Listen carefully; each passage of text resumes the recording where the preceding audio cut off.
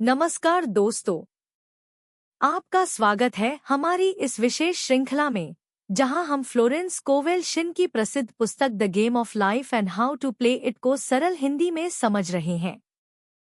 पिछले अध्याय में हमने कर्म का नियम और क्षमा का नियम के बारे में जाना था। हमने समझा कि हमारे विचार, शब्द और कर्म किसी न किसी रूप में हमारे जीवन में वापस लौटते हैं और क्षमा की शक्ति हमें मन में संचित क्रोध, द्वेष और नकारात्मक भावनाओं से मुक्त करके शांति और नई संभावनाओं की ओर ले जाती है। और अब इसी पुस्तक की निरंतरता में हम छठे अध्याय बोझ को छोड़ देना, अवचेतन मन पर सही प्रभाव डालना को समझेंगे। क्या वास्तव में चिंता और भय का बोझ छोड़ देने से जीवन सरल हो सकता है? क्या हमारा अवचेतन मन हमारी परिस्थितियों को प्रभावित करता है? और किस प्रकार सही विचार, विश्वास और मानसिक चित्र हमारे जीवन में सकारात्मक परिवर्तन ला सकते हैं? आइए इस अध्याय के माध्यम से समझते हैं कि कैसे अनावश्यक चिंताओं को छोड़कर और अवचेतन मन पर सही प्रभाव डालकर हम अपने जीवन में शांति, विश्वास और समृद्धि को आकर्षित कर सकते हैं। लेखिका कहती है कि केवल सकारात्मक बातें जान लेना काफी नहीं है। जब तक ये विचार हमारे अवचेतन मन तक नहीं पहुंचते, तब तक जीवन में वास्तविक परिवर्तन नहीं आता। इसके लिए सबसे सरल उपाय है अपने डर, चिंता और समस्याओं का बोझ ईश्वर या अपने भीतर की उच्च चेतना को सौंप देना। जब हम किसी समस्या को लेकर लगातार चिंता करते हैं, तो हमारा मन भय और संदेह से भर जाता है। लेकिन जब हम विश्वास के साथ उस बोझ को छोड़ देते हैं, तो मन हल्का होने लगता है और समाधान के रास्ते दिखाई देने लगते हैं। फ्लोरेंस बताती है कि हमारे भीतर एक उच्च बुद्धि मौजूद है, जो हमारी सीमित सोच से कहीं अधिक शक्तिशाली है। जब हम अपनी चिंताओं को उसी के हवाले कर देते हैं, तो कई बार समाधान ऐसे आते हैं जिनकी हमने कल्पना भी नहीं की होती। वे समझाती हैं कि जीवन में बड़े परिवर्तन आने से पहले कई बार निराशा और भ्रम का दौर आता है। ऐसा इसलिए होता है क्योंकि पुराने डर और नकारात्मक विश्वास सतह पर आकर समाप्त होना चाहते हैं। इसलिए कठिन समय में भी विश्वास बनाए रखना आवश्यक है। लेखिका सक्रिय विश्वास की भी बात करती है।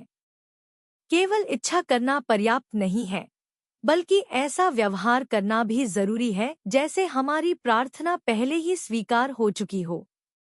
यही विश्वास अवचेतन मन पर गहरा प्रभाव डालता है। वे बताती हैं कि संगीत, खुशी और कल्पना की शक्ति भी मन को सकारात्मक दिशा में ले जाती है।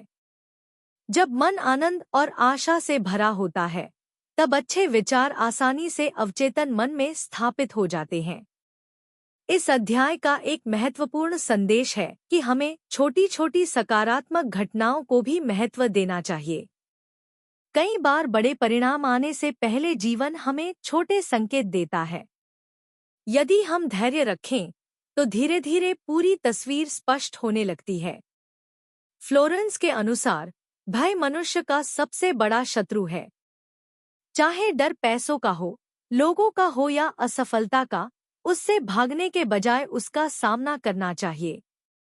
जब हम साहस और विश्वास के साथ आगे बढ़ते हैं, तो डर की शक्ति समाप्त होने लगती है।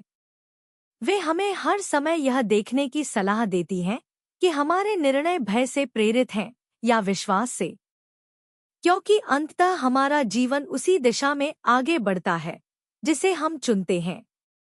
इस अध्याय का सार यही है कि जब हम चिंता और भय का बोझ छोड़कर विश्वास, कृतज्ञता और सकारात्मक कल्पना को अपनाते हैं, तो जीवन में नई संभावनाओं के द्वार खुलने लगते हैं।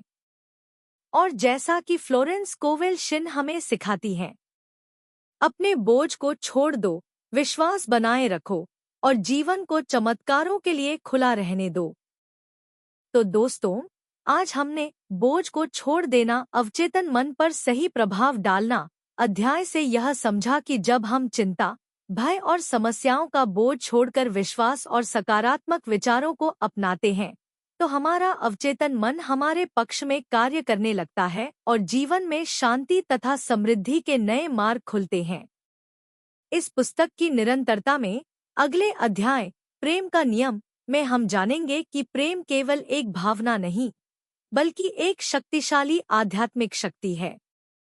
फ्लोरेंस स्कोवेल शिन हमें समझाती हैं कि प्रेम, सद्भावना और शुभचिंतन किस प्रकार हमारे संबंधों, स्वास्थ्य और जीवन की परिस्थितियों में सकारात्मक परिवर्तन ला सकते हैं।